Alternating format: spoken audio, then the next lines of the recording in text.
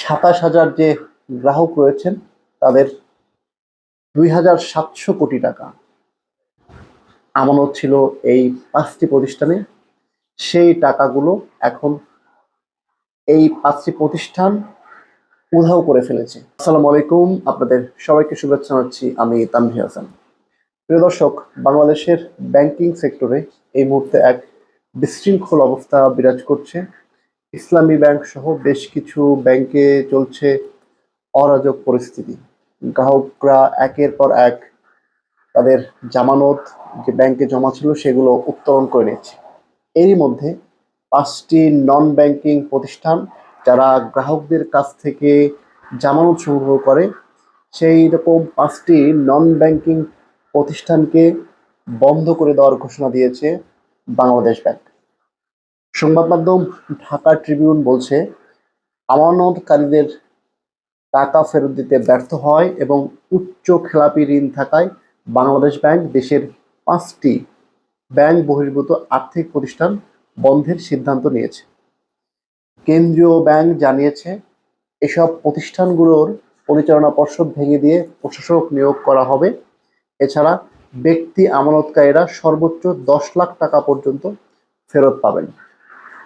অর্থাৎ এইসব প্রতিষ্ঠানে যারা আমানত রেখেছে, যে সকল ব্যক্তিরা, তাদের আমানত যদি ২০ লক্ষ টাকা হয় তারা সর্বোচ্চ ১০ লক্ষ টাকা ফেরত পাবেন। আমানত যতই হোক না কেন, আপনার আমানত যদি কোটি টাকাও হয় তারপরেও আপনি ১০ লক্ষ টাকার বেশি এই মুহূর্তে ফেরত পাবেন না বলে বাংলাদেশ ব্যাংক জানিয়ে দিয়েছে। বাংলাদেশ ব্যাংক সূত্রে জানা গেছে, বন্ধ হওয়া সেই ৫টি প্রতিষ্ঠান হলো FAS finance, first east finance, Aviva finance, people's leasing and financial service ও international leasing and financial services. দর্শক, এই ৫টি প্রতিষ্ঠানে আপনারা যারা অর্থ রেখেছেন তাদের অর্থ কতটা সুরক্ষিত আছে সেটি বাংলাদেশ ব্যাংক বলতে পারবে।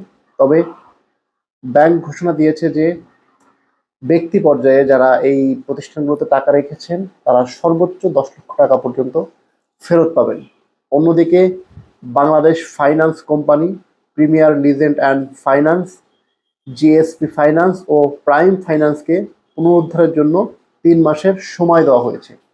এই সময়ের মধ্যে ব্যক্তি আমানতকারীদের মূল অর্থ পরিশোধের সক্ষমতা দেখাতে না পারলে সেগুলো রেজুলেশন বা অবসায়ন প্রক্রিয়ায় আনা হবে।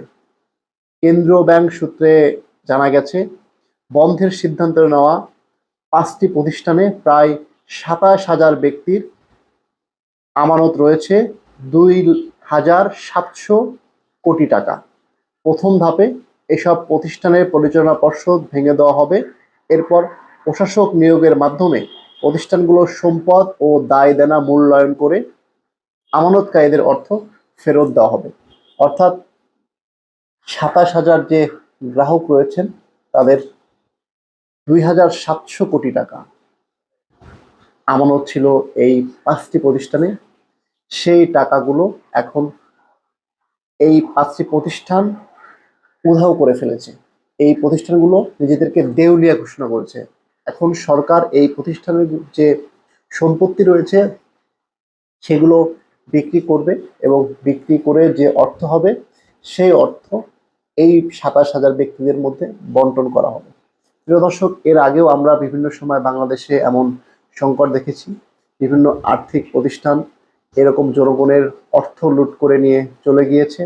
পরবর্তীতে যারা আমানতকারী ছিল তারা আর কোনো টাকা ফেরত পায়নি। যদিও সরকার বলছে যে সর্বোচ্চ ১০ লক্ষ টাকা ফেরত দেওয়া হবে, কিন্তু আদতেই এই গ্রাহকরা কোনো টাকা ফেরত পাবেন কিনা সেটি এখন পর্যন্ত নিশ্চিত নয় কেউ।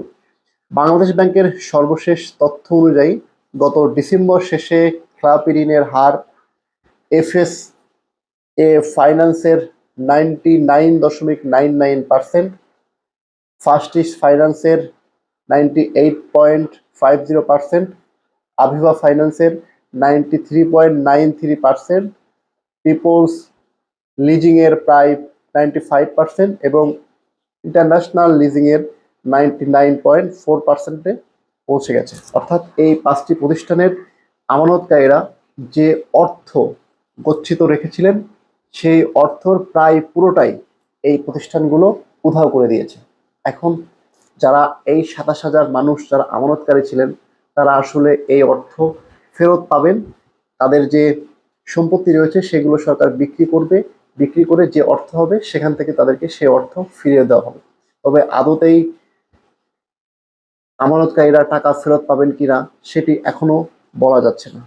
প্রিয় দর্শক, আপনাদের কি মনে হয় সরকার কি এই 5টি প্রতিষ্ঠানের যেগুলো দেউলিয়া হয়ে গেছে সেই প্রতিষ্ঠানের সম্পত্তি বিক্রি করে জনগণের মাঝে 10 লক্ষ করে টাকা এই আমানতকারীদের মাঝে ফেরত দিতে পারবে?